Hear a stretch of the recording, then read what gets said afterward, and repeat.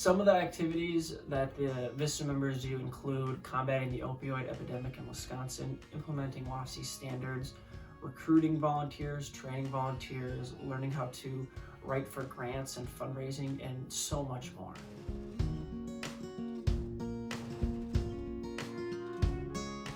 The work I've done at ADC so far has been pretty varied. Last week I dressed up as the Tooth Fairy for a class of 4K students, and I also was at the UW Library studying grant writing and looking for grants. So there's been a pretty big range, but a lot of it has been like social media and fundraising related. I went into college right after high school and I had a very two-dimensional outlook on life. I thought I had to do things in a certain way, in a certain order to be successful and impress others. And Americorps has shown me that I can do things my way and I don't have to do what everyone else does. It's an experience like no other, and I know when I go back to school I will be ready to work harder than ever and be successful.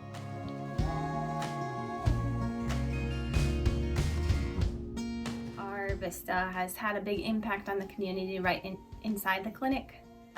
Just getting to know our patients, getting to interview some of their stories, and allowing us to share that with our donors and other people who need our services. But the other thing that Sylvie has made an impact in the community on is our community outreach outside of our clinic walls. So going into the schools and talking to parents about good oral health care, and talking to kids, going to our at the zoo event, and just really getting involved in the different things we do for fundraisers outside of the clinic. Our marathon event, Sylvie was here in the parking lot just cheering everyone on, and she was phenomenal in making posters and just like ramping up the excitement about the event. I would tell another executive director that if you have the capacity in a few hours to bring on a VISTA, you will get many hours in return for the work that you put in.